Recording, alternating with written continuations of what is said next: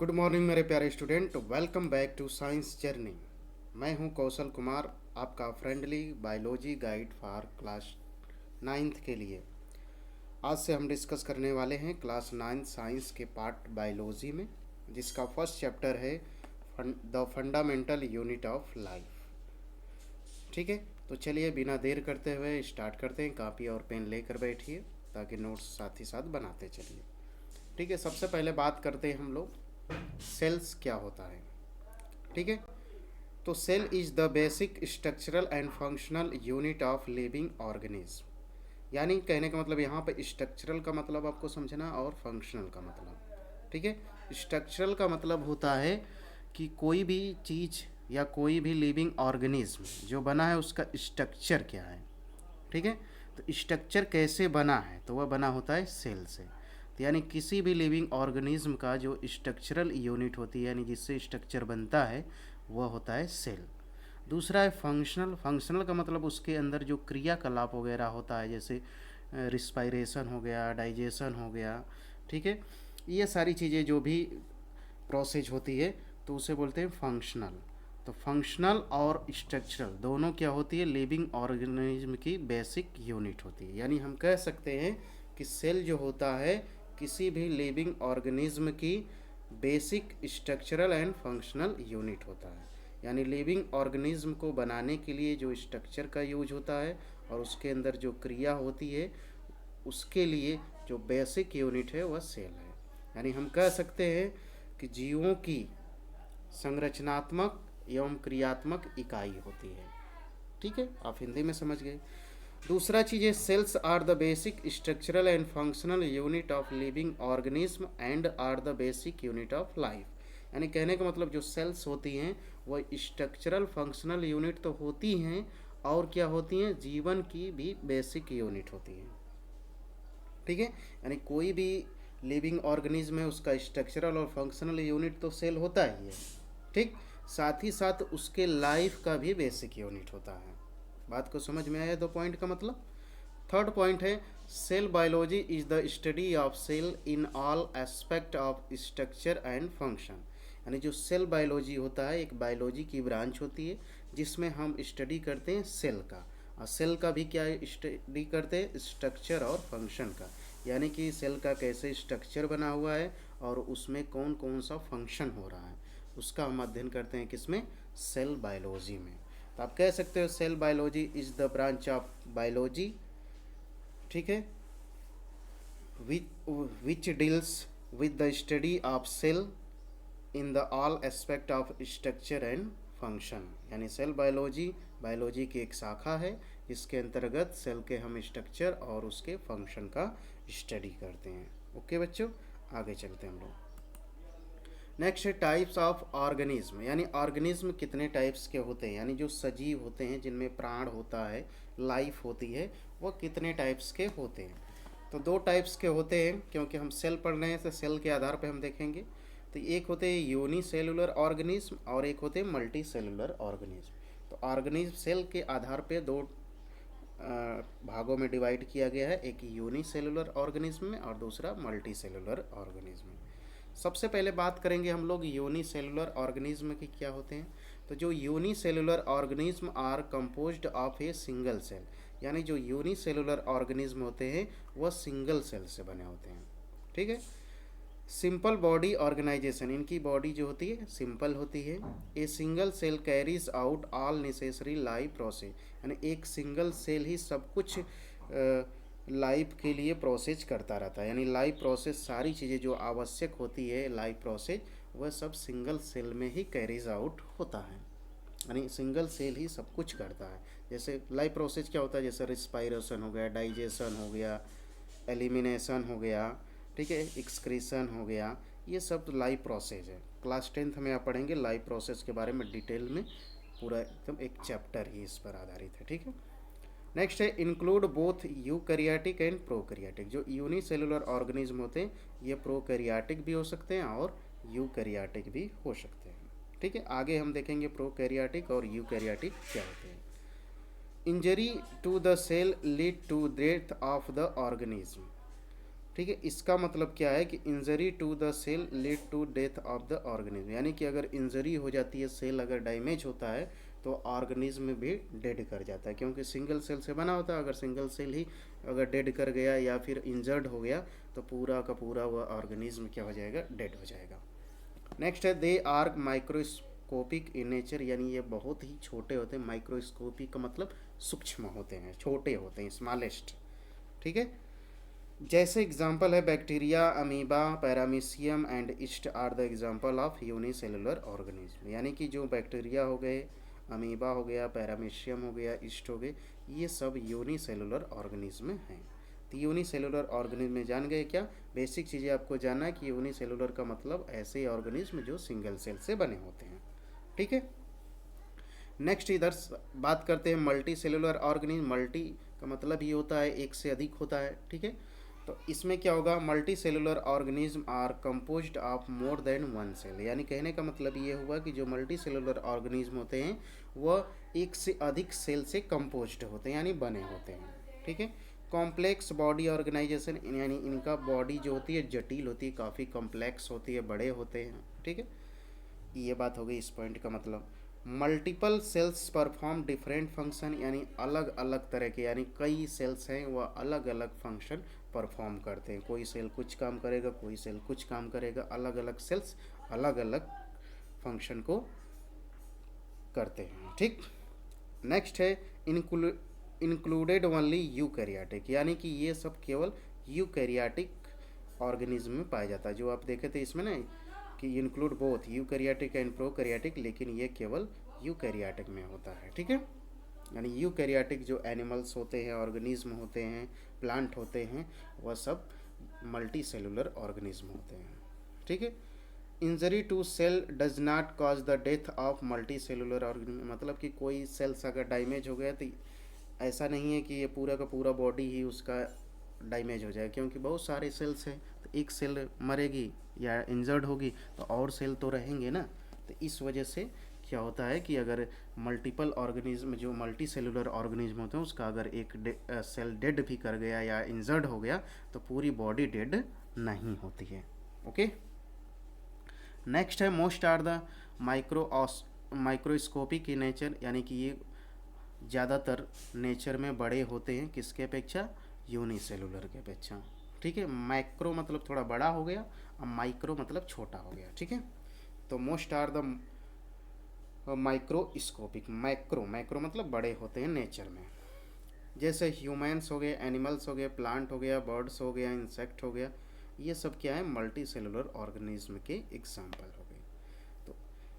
तो आप लोग समझ पाए कि यूनिसेलुलर ऑर्गेनिज्म क्या होता है, मल्टी सेलुलर ऑर्गेनिज्म का। सिंपल से दो चीज़ें याद रखना है एक पॉइंट में।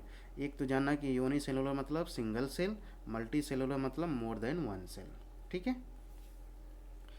चलिए अब हम बात कर लेते हैं डिस्कवरी ऑफ सेल्स की। तो डिस्कवरी यानी खोज किसने किया सेल का, तो जो सेल की खोज की उनका नाम है रॉबर्ट हुक। ठीक है। इन्होंने एक कार्क लिया, कार्क का टुकड़ा लिया और उसको देखा ध्यान से, तो पता चला कि उसका जो स्ट्रक्चर है ना उसके अंदर वह हनी कॉम्ब है, यानी मधुमक्खी के छत्ते जैसी संरचना है और अलग अलग कंपार्टमेंट में बटा हुआ है। इसी को रॉबर्ट ने कह दिया कि भैया यह सेल है। ठीक है। आपसे पूछा जाए कि डिस्कवरी कैसे हुई सेल का, तो बता देंगे कि रॉबर्ट हुक नाम के एक वैज्ञानिक थे, बायोलॉजिस्ट। ठीक। उन्होंने कार्क लिया, कार्क का टुकड़ा लिया, उसमें उन्होंने देखा उसके स्ट्रक्चर को अंदर का, तो पता चला कि उसका जो स्ट्रक्चर है वह हनी शेप है, हनी कॉम्ब शेप है, यानी कि मधुमक्खी के छत्ते नुमा, और सब अलग अलग कंपार्टमेंट में बटे हैं। तो जो अलग अलग कंपार्टमेंट होता है, चैम्बर होता है, उसी को उन्होंने बता दिया सेल होता है। ठीक है। सेल का मतलब होता है लिटिल रूम, सेल का मतलब होता है लिटिल रूम। सेल को लैटिन भाषा में हम बोलते हैं सेलुला। अगर आपसे पूछा जाए कि सेल वर्ड का ओरिजिन कहाँ से हुआ है, तो बता देंगे लैटिन वर्ड से हुआ। किससे, सेलुला, CELLULA, सेलुला। यहाँ पे हमने मेंशन नहीं किया है नोट्स में, लेकिन आप याद रख लेना कि सेल जो है लैटिन वर्ड से बना है सेलुला से। सेलुला का मतलब होता है लिटिल रूम, छोटा रूम, कमरा कह सकते हैं। ठीक है। चलिए, तो डिस्कवरी ऑफ सेल, बस आपको यहाँ से क्वेश्चन पूछा जाता है कि डिस्कवरी किसने किया सेल का, तो बस रॉबर्ट हुक ने किया। कैसे किया, इतना ज़्यादा डिटेल में नहीं पूछता है। हाँ पूछेगा तो पूछेगा सेलुला का मतलब क्या होता है, तो बता देंगे लिटिल रूम। ठीक है, सेल किससे बना है, सेलुला से बना है। ओके, चलिए आगे चलते हैं हम लोग। नेक्स्ट है टाइप्स ऑफ सेल। सेल क्या होता है, देखिए यहाँ पे प्रोकैरियोटिक और यूकैरियोटिक हो गया, जो कि हम पहले यहाँ पे देखे थे ना। यहाँ पे देखिए यूकैरियोटिक एंड प्रोकैरियोटिक। तो अब इसको हम समझते हैं कि प्रोकैरियोटिक क्या होता है, यूकैरियोटिक सेल्स क्या होते हैं। तो सबसे पहले बात करेंगे टाइप्स ऑफ सेल। तो प्रोकैरियोटिक जो होते हैं वो ऑलवेज यूनिसेलुलर होते हैं, यानी जो प्रोकैरियोटिक सेल होते हैं या प्रोकैरियोटिक ऑर्गेनिज्म होते हैं वह क्या होते हैं, यूनिसेलुलर होते हैं। यानी जितने भी यूनिसेलुलर ऑर्गेनिज्म होंगे वह किसके अंतर्गत आएंगे, प्रोकैरियोट्स के अंदर आएंगे। ठीक है, और जबकि अगर यूकैरियोट की बात करें तो यूनिसेलुलर एंड मल्टी सेलुलर दोनों आ जाएंगे। यानी कि यूकैरियोटिक ऑर्गेनिज्म में कौन कौन आएंगे, यूनिसेलुलर और मल्टी सेलुलर। यूनिसेलुलर और मल्टी सेलुलर के बारे में आपको पहले बता चुके हैं।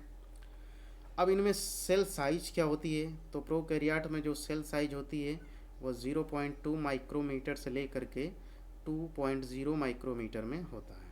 ठीक है, इनका जो डायामीटर है, तो अगर मान लीजिए कि हमने एक सर्कल लिया, मान लेते हैं कि जो सेल्स है वह कैसा है, सर्कल है। ठीक है, तो उसका जो डायामीटर होगा प्रोकैरियोट्स सेल का वह होगा 0.2 से 2.0 माइक्रोमीटर होगा। ठीक है, जबकि यूकैरियोटिक जो ऑर्गेनिज्म है या सेल है उनका जो रेंज होता है वह होता है 10 माइक्रोमीटर से लेके 100 माइक्रोमीटर होता है। ठीक है, ये किसकी बात हो रही है, यूकैरियोट सेल की बात हो रही है।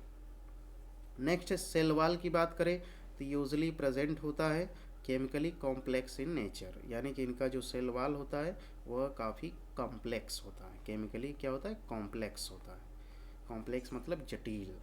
ठीक है, when present chemically simple in nature, अगर प्रेजेंट होगा तो वह केमिकली कैसा होता है, सिंपल होता है, कॉम्प्लेक्स नहीं होता है। न्यूक्लियस की बात करें तो प्रोकैरियोट्स में एब्सेंट होता है और जबकि यूकैरियोट्स में प्रेजेंट होता है। तो इसे आपको याद रखना है, यानी अनुपस्थित उपस्थित बोलते हैं हिंदी में। ठीक है, नेक्स्ट है राइबोसोम की बात करें तो इसमें भी प्रेजेंट होता है, इसमें भी प्रेजेंट होता है, लेकिन अंतर क्या है यानी डिफरेंस क्या है, तो देखिए प्रोकैरियोट में छोटा होता है और जबकि यूकैरियोट में बड़ा होता है। शेप की बात किया जाए राइबोसोम का तो प्रोकैरियोट में होता है स्फेरिकल यानी गोलाकार होता है और जबकि इसमें लीनियर होता है यानी लंबा होता है। ठीक है, डीएनए अरेंजमेंट की बात किया जाए अगर प्रोकैरियोट में तो सर्कुलर होता है, यानी कि सर्कुलर मतलब वृत्ताकार। लीनियर का मतलब रेखीय, हिंदी में आप बोल सकते हैं रेखीय। लीनियर याद रखिए सीधे लाइन टाइप का होगा। ठीक है, इसके बाद है माइटोकॉन्ड्रिया की बात करें तो प्रोकैरियोट में एब्सेंट होता है यानी उपस्थित नहीं होता है, जबकि यूकैरियोट में प्रेजेंट होता है। तो ये कुछ डिफरेंस हो गए और कुछ इनके बारे में इंफॉर्मेशन हो गई कि प्रोकैरियोट्स क्या होते हैं, यूकैरियोट्स क्या होते हैं। ठीक है, तो आगे बढ़ा जाए, चलिए आगे चलते हैं। देखिए ये यूकैरियोटिक सेल है, ये पूरा सेल का स्ट्रक्चर है, ये बाहर का बाहरी है, ये इसके बीच में या न्यूक्लियस है या माइटोकॉन्ड्रिया है। ठीक है, या प्लास्टिड वगैरह हैं, ये सब आगे हम लोग डिटेल में समझने वाले हैं। ये आपका प्रोकैरियोटिक सेल है, ये देखिए सिंगल सेल है, इसी के अंदर सारी चीज़ें हैं। ठीक है, चलिए अब हम लोग समझते हैं न्यूक्लियस और न्यूक्लियाइड क्या होता है। अब एक चीज़ और समझिए, न्यूक्लियस और न्यूक्लियाइड क्या होता है। ये आप देख रहे हैं बड़ा सा संरचना ना, पर्पल कलर का स्ट्रक्चर, इसी को बोलते हैं न्यूक्लियस। अब कुछ इसी टाइप का होता है न्यूक्लियाइड, लेकिन उनमें कुछ डिफरेंस होता है जो कि हम आगे समझने वाले हैं। चलिए इसको देखते हैं, न्यूक्लियस क्या होता है, न्यूक्लियाइड क्या होता है। नंबर 1 पॉइंट, ये nucleus is a member bound structure in which eukaryote assemble their genetic material. यानी कहने का मतलब जो न्यूक्लियस होता है वह मेम्ब्रेन बाउंडेड स्ट्रक्चर होता है, यानी न्यूक्लियस के बाहर जो होता है मेम्ब्रेन होता है। ठीक है, मेम्ब्रेन का मतलब परत होती है। ठीक है, अब इसी न्यूक्लियस में ही जितने भी यूकैरियोट्स होते हैं उनके जेनेटिक मटेरियल असेंबल होते हैं, यानी उपस्थित होते हैं, व्यवस्थित होते हैं, कह सकते हैं। बात को समझ में आए, न्यूक्लियस क्या होता है, एक मेंबर बाउंड स्ट्रक्चर होता है, यानी इसके बाहर मेम्ब्रेन पाया जाता है। ठीक है, और जो न्यूक्लियस होता है उसी के अंदर सभी यूकैरियोट्स जो एनिमल होते हैं उनके जेनेटिक मटेरियल जो होते हैं असेंबल होते हैं। एनिमल्स कहिए, यूकैरियोट्स या फिर यूकैरियोट सेल कह लीजिए, ठीक है। यानी यूकैरियोट जो जिस एनिमल में पाया जाएगा तो हम कह सकते हैं कि भैया वो क्या है, यूकैरियोट एनिमल है, ठीक है। नेक्स्ट है न्यूक्लियाइड का मतलब समझें। Nucleoid is a particular area in which prokaryote assemble their genetic material, यानी कि यह मेम्ब्रेन बाउंडेड स्ट्रक्चर नहीं होता न्यूक्लियाइड, ठीक है। और इसमें क्या होता है कि प्रोकैरियोट सेल के सारे जेनेटिक मटेरियल जो कि आनुवांशिक लक्षण जिसे बोलते हैं, जेनेटिक इन्फॉर्मेशन, ठीक है, करेक्टर्स, वह एक पीढ़ी से दूसरे पीढ़ी तक ले जाने का काम करते हैं, उसी को बोलते हैं जेनेटिक मटेरियल, ठीक है। तो जो न्यूक्लियाइड होता है उसमें प्रोकैरियोटिक्स जो सेल होते हैं उसके सारे जेनेटिक मटेरियल असेंबल होते हैं, और जबकि न्यूक्लियस जो होता है उसमें यूकैरियोटिक सेल के सारे जेनेटिक मटेरियल असेंबल्ड होते हैं। डिफरेंस क्या हुआ कि ये मेंबर बाउंडेड स्ट्रक्चर होता है जबकि ये मेंबर बाउंडेड स्ट्रक्चर नहीं होता है, ठीक है। आगे चलते हैं। न्यूक्लियस में दूसरा चीज़ है, दूसरा पॉइंट कि a nucleus is well organised and large, यानी कि जो न्यूक्लियस होता है अच्छे तरह से बना होता है और काफ़ी बड़ा होता है, ठीक है। वेल ऑर्गेनाइज मतलब अच्छे से बना होना, मैन्युफैक्चर नहीं, बना होना, यानी कि ये अच्छे से बना होता है और बड़ा होता है। और nucleoid is poorly organise and small, ये अच्छे से बना नहीं होता है और छोटा होता है। नेक्स्ट है न्यूक्लियस में, a nucleus is encircled by a double layer membrane known as nuclear membrane which separate the nucleus from other organelles, यानी कहने का मतलब यहाँ पे है कि जो न्यूक्लियस होता है वह सर्कुलर जो होता है, इन सर्कुलर मतलब गोलाकार डबल लेयर मेम्ब्रेन होता है, उसी से वह ढका रहता है, ठीक है। बताए थे कि न्यूक्लियस के चारों तरफ क्या होता है, मेम्ब्रेन होती है, ठीक है। वह कैसा होता है, सर्कुलर होता है। वह मेम्ब्रेन क्या करती है, जो सेल्स के अंदर ऑर्गेनिज्म होते हैं उनको अलग करता है। सेल्स के अंदर ऑर्गेनेल्स, ऑर्गेनेल्स क्या होते हैं, ऑर्गेनिज्म में बोल दिया ऑर्गेनेल्स। देखिए जैसे ये हो गया न्यूक्लियस, ये सब जो है इसको माइटोकॉन्ड्रिया बोलते हैं, इसको लाइसोसोम बोलते हैं, ठीक है। ये गोल्गी ऑपरेटस है, तो इन सब को हम बोलते हैं ऑर्गेनेल्स, यानी कि सेल्स के अंदर जो छोटे छोटे ऑर्गन्स होते हैं उसी को बोलते हैं ऑर्गेनेल्स, ठीक है। चलिए आगे हम लोग समझते हैं इसके बारे में। चलिए अब यहाँ तक तो हो गया। Nucleoid lack a protective membrane, यानी इसमें प्रोटेक्टिव मेम्ब्रेन की कमी होती है। ये न्यूक्लियस कंप्राइज सेवरल क्रोमोसोम, इसमें बहुत सारे क्रोमोसोम्स होते हैं। Nuclide usually contain only one chromosome, यानी न्यूक्लियाइड में केवल वन क्रोमोसोम्स होता है, ठीक है। ये nucleus is spherically shaped organelles, यानी जो न्यूक्लियस होता है वह स्फेरिकल होता है, गोलाकार होता है, जबकि न्यूक्लियाइड इरेगुलर शेप होता है, यानी इसका कोई फिक्स शेप नहीं होता है, ठीक है। न्यूक्लियोप्लाज्म यानी nucleolus are present in the nucleus, यानी जो न्यूक्लियोप्लाज्म होते हैं और न्यूक्लियोलस होता है वह न्यूक्लियस के अंदर होता है, ठीक है। अब वो प्लाज्म क्या होता है, न्यूक्लियस क्या होता है, तो देखिए न्यूक्लियोप्लाज्म का मतलब जो न्यूक्लियस के अंदर तरल पदार्थ भरा होता है, ठीक है, उसी को हम बोलते हैं न्यूक्लियोप्लाज्म। न्यूक्लियोलस क्या होता है कि न्यूक्लियस जैसा ही उसके अंदर छोटा और होता है ऑर्गन, उसी को बोलते हैं न्यूक्लियोलस। जैसे ये देखिए यहाँ पे एग्जांपल, ये न्यूक्लियस है, अब इसी में छोटा सा और न्यूक्लियस जैसा ही स्ट्रक्चर होता है, उसी को हम बोलते हैं न्यूक्लियोलस, ओके। चलिए तो ये हो गया आगे न्यूक्लियोइड में देखते हैं, nucleoplasm and nucleolus are not found in nucleoid, यानी कि न्यूक्लियोइड के अंदर न्यूक्लियोप्लाज्म या न्यूक्लियोलस नहीं पाया जाता है, ओके। तो ये हो गया इसमें दोनों में डिफरेंस। नेक्स्ट है हमारा ऑर्गन्स एंड ऑर्गेनेल्स क्या होता है, जो बताए थे, ठीक है। इससे देख लेते हैं हम लोग ऑर्गन्स एंड ऑर्गेनेल्स क्या होता है। तो organs are the part of the body, जो ऑर्गन होते हैं वह बॉडी का पार्ट होते हैं। Organelles are the part of cell, यानी सेल के जो पार्ट होते हैं उसे हम ऑर्गेनेल्स कहते हैं। तो बात समझ में आई, यानी किसी भी बॉडी का पार्ट होगा तो उसे ऑर्गन कहेंगे, लेकिन सेल का जो पार्ट होगा उसे हम ऑर्गेनेल्स कहेंगे। जैसे देखिए यहाँ पर ये सेल है, तो ये सेल के क्या है, पार्ट हैं, ये सब अलग अलग क्या है, पार्ट हैं, तो इसे हम क्या बोलेंगे, ऑर्गेनेल्स। जबकि ऑर्गन्स क्या होते हैं, बॉडी का मतलब जैसे हमारे बॉडी का हाथ हो गया, पैर हो गया, ठीक है, सिर हो गया, नाक हो गया, कान हो गया, तो ये क्या है, ऑर्गन्स हैं। नेक्स्ट है found in multi cellular organism. जो ऑर्गन्स होते हैं वो मल्टी सेलुलर ऑर्गेनिज्म में पाए जाते हैं, और जबकि ऑर्गेनेल्स जो होते हैं वह यूकैरियोटिक ऑर्गेनिज्म में पाए जाएंगे।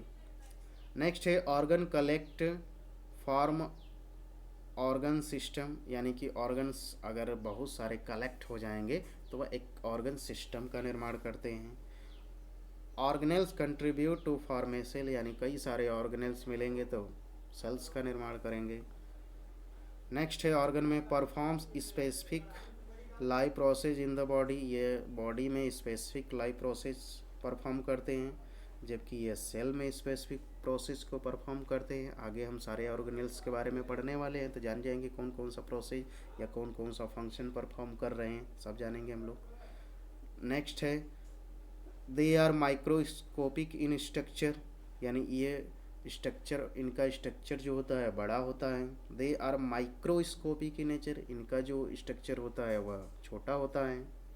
अब इसमें ऑर्गन में जैसे ब्रेन हो गया, हार्ट हो गया, लंग्स हो गया, और जबकि ऑर्गेनेल्स में माइट्रोकांड्रिया, न्यूक्लियस, गोल्जी अपरेटस, ये सब के सब ऑर्गेनेल्स हो गए। तो ये ऑर्गन्स और ऑर्गेनेल्स में अंतर आपको समझ में आ गया होगा, ठीक है।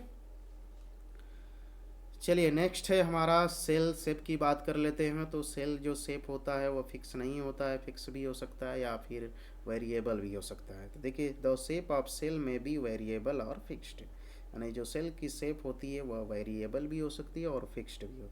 वेरिएबल का मतलब होता है अलग अलग, भिन्नता, भिन्न भिन्न। फिक्स्ड का मतलब निश्चित, ठीक है। तो जो सेल का शेप हो सकता है वेरिएबल हो सकता है या फिर फिक्स्ड हो सकता है।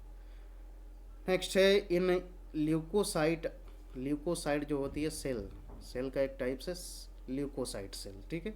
Leucocyte the spherical in circulating blood, यानी जो ल्यूकोसाइट होता है, ठीक है, सेल, वह क्या होता है सर्कुलेटिंग ब्लड में स्फेरिकल होता है, यानी जो सर्कुलेटिंग ब्लड, यानी ब्लड जो सर्कुलेट होता रहता है उसके अंदर एक सेल पाई जाती है ल्यूकोसाइट। और ल्यूकोसाइट का जो शेप होता है वह कैसा होता है, स्फेरिकल, ठीक है। अदर कंडीशन में क्या होता है, यहाँ पे लिखा है बट इन अदर कंडीशन दे में produce and become irregular in shape, इनका शेप इरेगुलर हो जाता है, मतलब शेप पता ही नहीं चलेगा किस टाइप का होगा, ठीक है। तो बात याद रखना कि सर्कुलेटिंग ब्लड में ल्यूकोसाइट का जो शेप होता है वह स्फेरिकल होता है, गोलाकार होता है, और जबकि अन्य कंडीशन में इरेगुलर होता है। बस इतना। इरेगुलर का मतलब क्या होता है, कुछ भी हो सकता है, कोई भी आकार का हो सकता है। नेक्स्ट है cells may have diverse shape such as polyhedral, spherical, spindle, elongated, branched, discoidal, यानी कि ये सब शेप है, क्या है, सेल के शेप है। पॉलीहेड्रल भी हो सकता है, स्फेरिकल भी हो सकता है, स्पिंडल भी हो सकता है, इलोंगेटेड हो सकता है, ब्रांचेज हो सकता है, डिस्कॉइडल हो सकता है, ठीक है। चलिए नेक्स्ट है सेल साइज। सेल साइज का मतलब बड़ा छोटा की बात करेंगे। तो जो सेल की साइज होती है वह अलग अलग हो सकती है। जैसे बैक्टीरिया की सबसे छोटी होती है, जो सबसे पूछा जाता है क्वेश्चन, सबसे छोटा सेल किसका होता है, तो बैक्टीरिया का। उस बैक्टीरिया का क्या नाम होता है, माइकोप्लाज्मा गैलीसेप्टिकम, ठीक है। और सबसे बड़ी की बात किया जाए तो जो शुतुरमुर्ग का अंडा होता है, यानी large eggs of the ostrich, ठीक है। तो ये याद रखना भाई।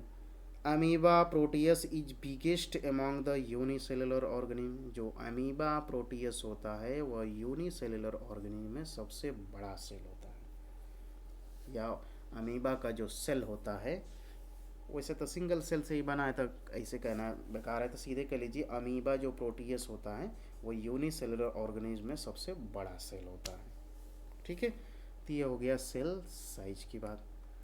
नेक्स्ट है स्ट्रक्चर ऑफ सेल। तो इसके बारे में डिटेल में पढ़ेंगे तो ज़्यादा वीडियो लंबा हो जाएगा, तो इसको किसी अन्य वीडियो में देखेंगे, यानी नेक्स्ट वीडियो में। तो आज इतना ही बच्चों, नेक्स्ट वीडियो में हम इसके बारे में डिटेल में समझेंगे। तो क्लास में अंत तक बने रहने के लिए आप सभी का बहुत बहुत धन्यवाद।